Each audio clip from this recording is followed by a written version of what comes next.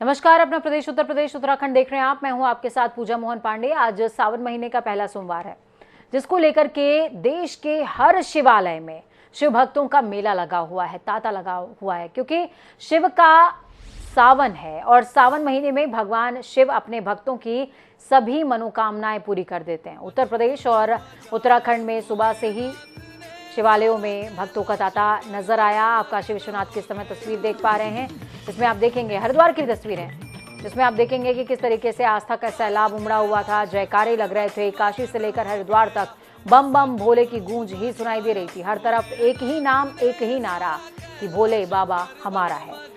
सुबह से ही मंदिरों में भक्तों का तांता लगा हुआ है और लोग शिव भक्त आ रहे हैं। हरिद्वार, वाराणसी, चित्रकूट, बस्ती, मेरठ, आगरा, रायबरेली और गोंडा की ये तस्वीरें बेहद खास।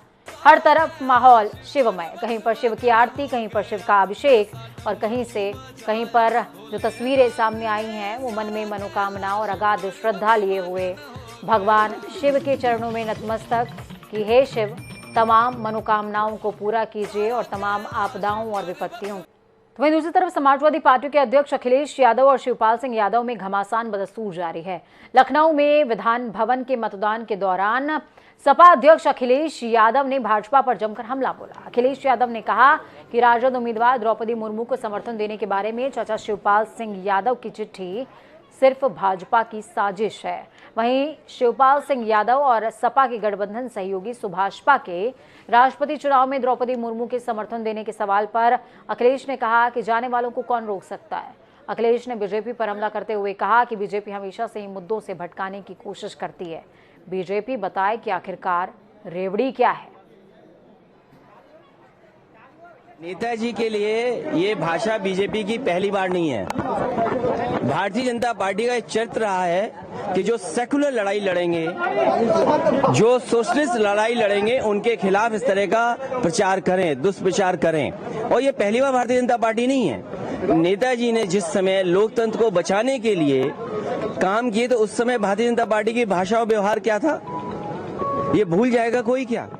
ये पार्टियां जिनको जो फैसला लेना है, समाजवादी पार्टी अपने कार्यक्रमों से नहीं हटने वाली। और लोहिया का वो सिद्धांत याद रखें। लोहिया जी ने कहा था कि अगर सिद्धांत के लिए मैं अकेला भी खड़ा रहूंगा तो मैं खड़ा रहूंगा।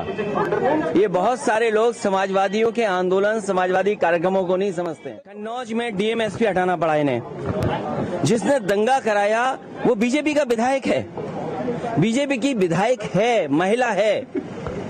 उसी का चाहता, उसी का करीबी आदमी जो जानकारी मिल रही है वो यही मिल रही है कि कन्नौज में दंगा कराने वाला कोई है तो बीजेपी का विधायक है। क्या आप ये सवाल पूछ सकते हो? जब आज हम राष्ट्रपति का मतदान करने जा रहे हैं, बीजेपी को अपना डीएमएसपी हटाना पड़ा। और क्या फैजाबाद में किन लोगों ने वहां पर धार्मिक स्थानों पर चीजें डाली थी? बीजेपी के लोग थे। इसी तरह कन्नौज में लोकसभा की तैयारी चल रही है। लोकसभा की तैयारी से पहले भारतीय जनता पार्टी कुछ भी झूठ बोल सकती है। जो लोग भारत माता की जय बोलते हैं, क्या टेम्परेरी लोगों से आप देश की सेवा कराएंगे? आप क्या परमानेंट नौकरी देंगे उन्हें कि नहीं देंगे? आज भी जब हम लोग, आप लोग बातचीत कर रहे हैं, सीमा पर शहीद हो रहे हैं, क्या शहीद नहीं हुए आज? क्या कल की खबरें नहीं है कि शहीद हुए? तो सीमाओं कौन सुरक्षित रखेगा? आप विपक्ष में हूँ, सत्ता में नहीं हूँ। मैं आपसे जानना चाहता हूँ, रेवड़ी क्या है? रेवड़ी क्या है? कम से कम बीजेपी बताई ये रेवड़ी क्या है? शिवपाल सिंह यादव अखिलेश यादव पर लगातार तंज कस रहे हैं, बकायदा नसीहत दे रहे हैं कि ऐसा नहीं, ऐसा करो, लेकिन भतीजे अखिलेश यादव सुनने को तैयार नहीं। अखिलेश यादव को खुली चिट्ठी लिखकर यशवंत सिन्हा के समर्थन पर पुनर्विचार करने की मांग कर चुके उनके चाचा शिवपाल सिंह यादव ने दो टूक कहा कि वो नेताजी यानी कि मुलायम सिंह यादव को आईएसआई एजेंट कहने वालों को वोट नहीं देंगे। शिवपाल यादव ने मीडिया से बात करते हुए कहा, मैं समाजवादी पार्टी से विधायक हूं, लेकिन नेताजी को आईएसआई का एजेंट बताने वालों को मैं समर्थन नहीं कर सकता। उन्होंने अखिलेश यादव पर निशाना साधते हुए कहा, मैं जीता हूं तो सपा के चुनाव चिन्ह पर, लेकिन अखिलेश हैं कि मुझे सपा का विधायक मानते ही नहीं।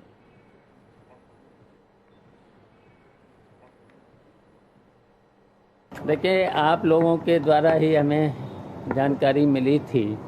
इधर भी देखिएगा। नेताजी जब डिफेंस मिनिस्टर थे और जो प्रत्याशी हैं यशवंत सिन्हा जी, तो उन्होंने नेताजी पर आरोप लगाया था, आपको पता ही है, आरोप लगाया था ISI के एजेंट हैं, और नेताजी उस समय डिफेंस मिनिस्टर थे। कट्टर समाजवादी है, जो नेताजी के आदर्शों पर चलने वाले लोग हैं, कभी इस बात को स्वीकार नहीं कर सकते हैं। आज देश में राष्ट्रपति चुनाव के लिए मतदान संपन्न हो गया है और इस बार जहां एनडीए ने द्रौपदी मुर्मू को उम्मीदवार बनाया तो यशवंत सिन्हा विपक्ष का चेहरा बने हैं। 21 जुलाई को मतगणना के बाद पता चल जाएगा कि आखिरकार देश का 15वां राष्ट्रपति कौन होगा। राष्ट्रपति चुनाव के लिए वोटिंग शाम को 5 बजे तक चली। राज्यों के विधानसभा और संसद भवन में मतदान हुआ है। इसमें विधायक और लोकसभा राज्यसभा के सांसदों ने अपने मत का इस्तेमाल किया। राष्ट्रपति चुनाव के मद्देनजर प्रधानमंत्री नरेंद्र मोदी ने अपना वोट कास्ट किया। इसके अलावा उत्तर प्रदेश के मुख्यमंत्री योगी आदित्यनाथ, उत्तराखंड के सीएम पुष्कर सिंह धामी और इसके अलावा सपा संरक्षक मुलायम सिंह यादव ने भी वोट कास्ट किया है। 4 तस्वीरें आपको दिखा रहे हैं। चारों तस्वीरें बेहद खास रही।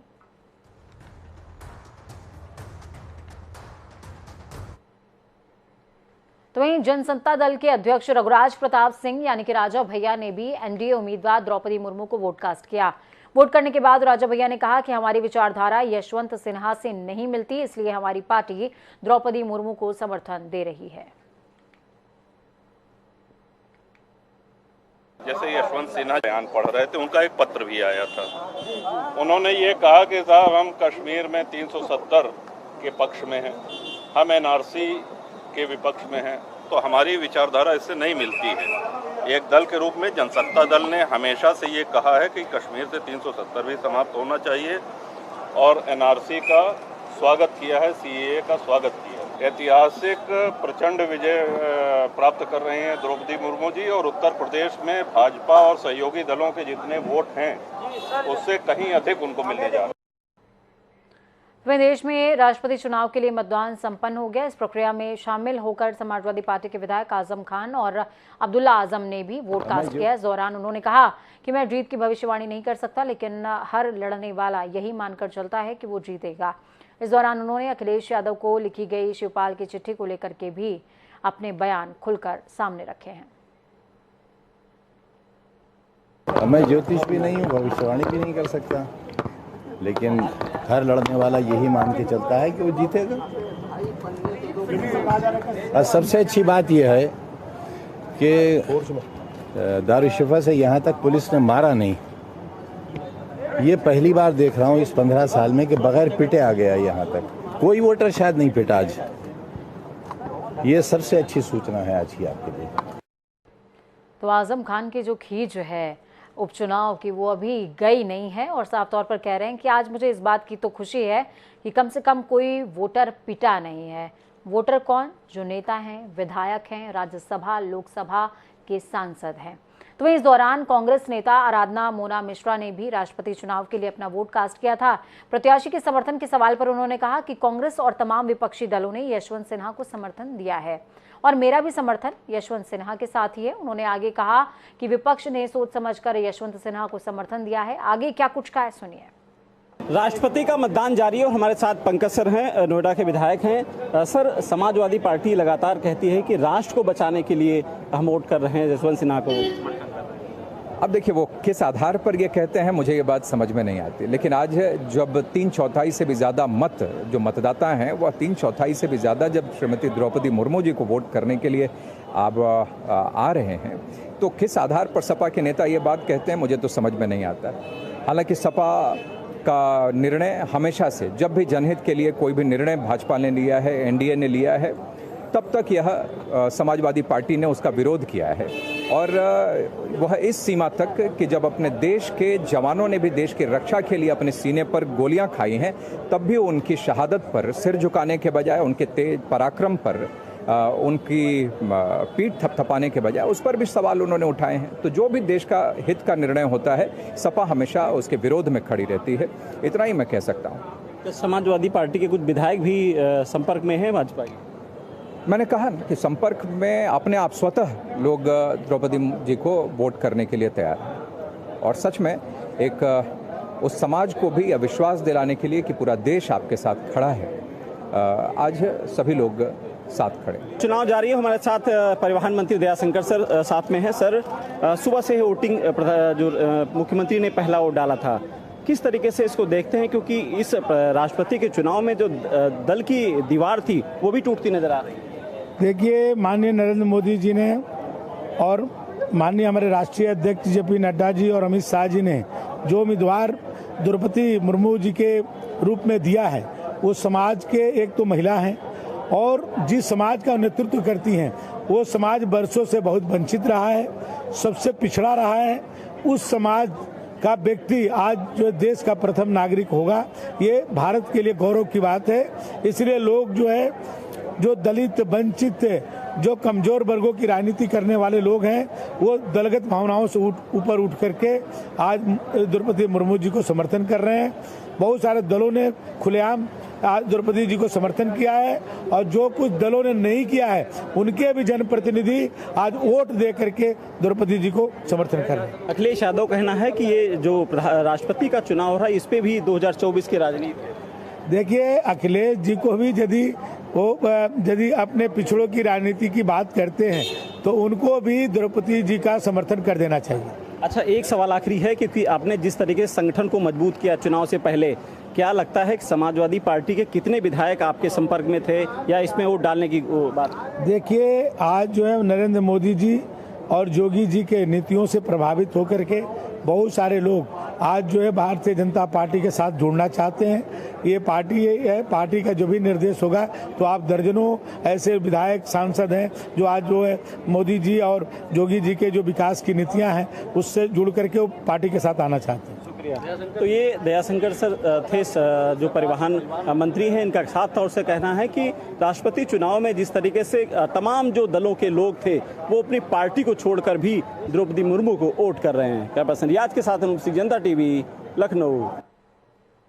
तो इस बीच उत्तराखंड से बड़ी खबर सामने आ रही है। देहरादून हरिद्वार के त्रिस्तरीय पंचायत चुनाव में बीजेपी प्रत्याशियों के नामों के चयन के लिए कमेटी बना चुकी है। बीजेपी ने 3 सदस्यीय कमेटी का गठन किया है। प्रदेश महामंत्री कुलदीप कुमार कमेटी में शामिल है। प्रदेश उपाध्यक्ष खजान दास खिलेंद्र चौधरी भी इस कमेटी का हिस्सा हैं।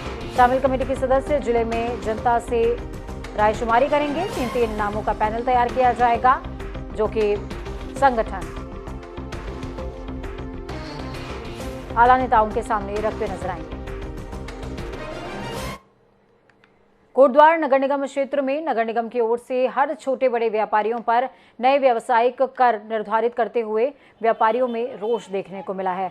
वहीं नए व्यावसायिक करों को लेकर व्यापारियों ने पूरे कोटद्वार में अपने व्यापारिक प्रतिष्ठान बंद रखे, तो वहीं हिंदू पंचायती धर्मशाला में एकत्रित होकर मुख्य बाजार में नगर निगम के खिलाफ नारेबाजी करते हुए तहसील और नगर निगम कार्यालय पर जुलूस निकाला है।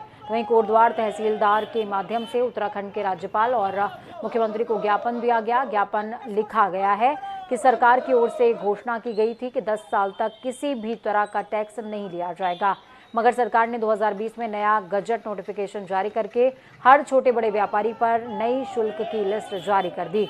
ऊपर से सरकार की ओर से नए शुल्क लगाकर व्यापारियों को परेशान किया जा रहा है।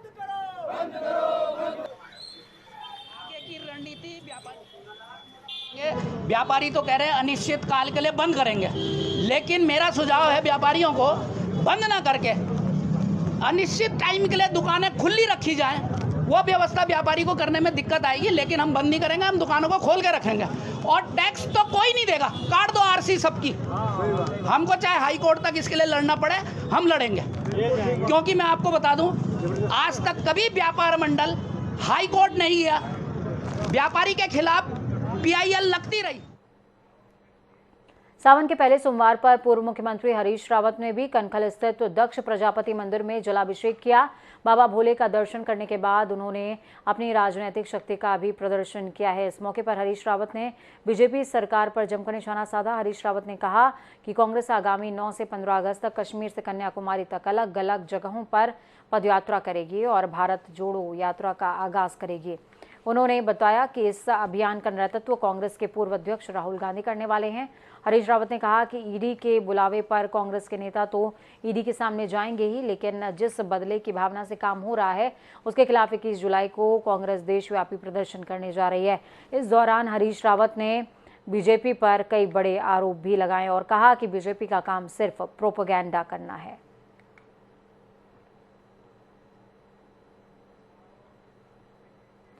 तो चलिए फटाफट अंदाज में 525 अहम जिलों का रुख कर लेंगे।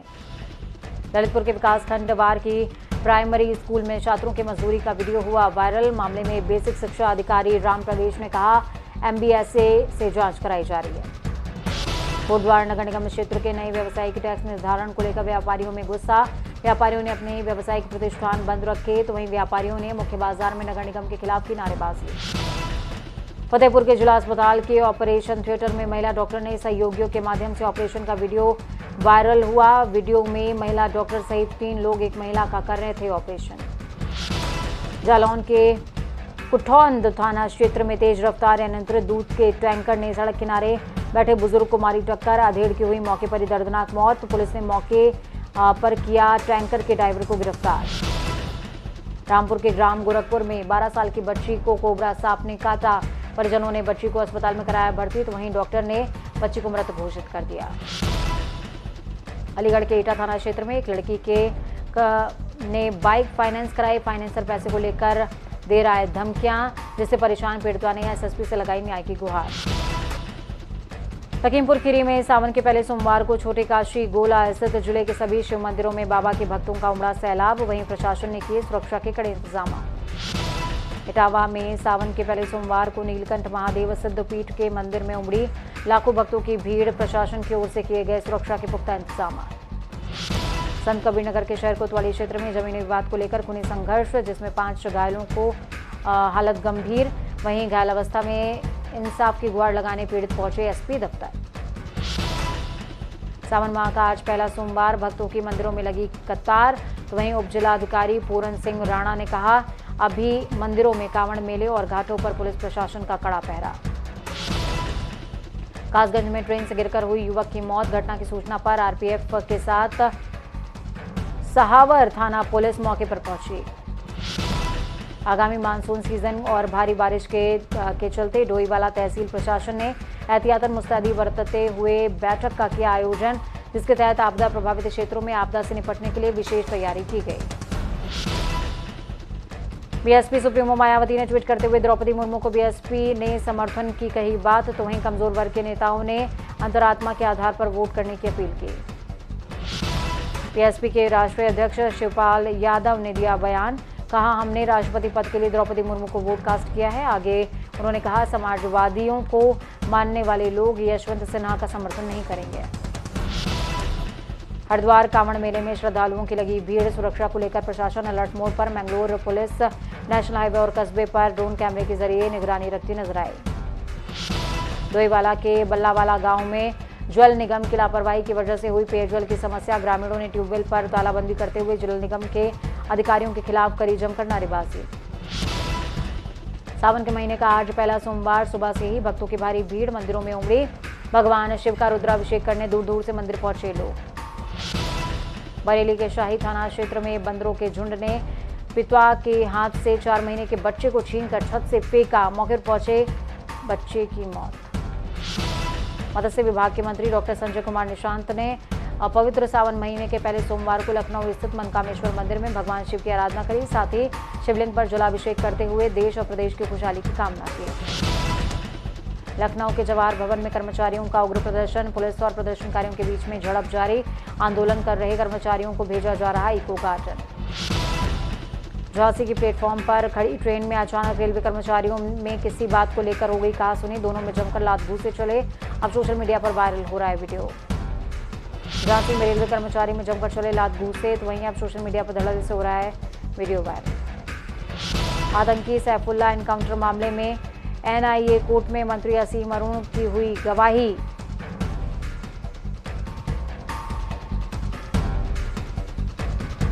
अरुण ATS चीफ रहते हुए सैफुल्ला एनकाउंटर केस में सवालों के घेरे पर रहे थे। कासगंज के गंज गुंडमवाड़ा में अपराध नियंत्रण की दिशा में पुलिस को मिली सफलता। एक वाहन चोर को पुलिस ने किया गिरफ्तार। पुलिस ने जब्त की 3 चोरी की बाइकें। रामलीला कमेटी की बैठक श्री पंचमुखी महादेव मंदिर में सत्संग हॉल में संपन्न हुआ। बैठक में बतौर मुख्य अतिथि ब्रजभूषण सिंह रहे मौजूद। रामलीला कमेटी में लोगों को दी गई जिम्मेदारियां। वक्त छोटे से ब्रेक के उस पार खबरों का सफर लगातार जारी रहेगा। बने रहिए जनता टीवी के साथ, क्योंकि हमें आपकी ताकत, अपना और अपनों का बहुत ज्यादा ख्याल रखिए। नमस्कार।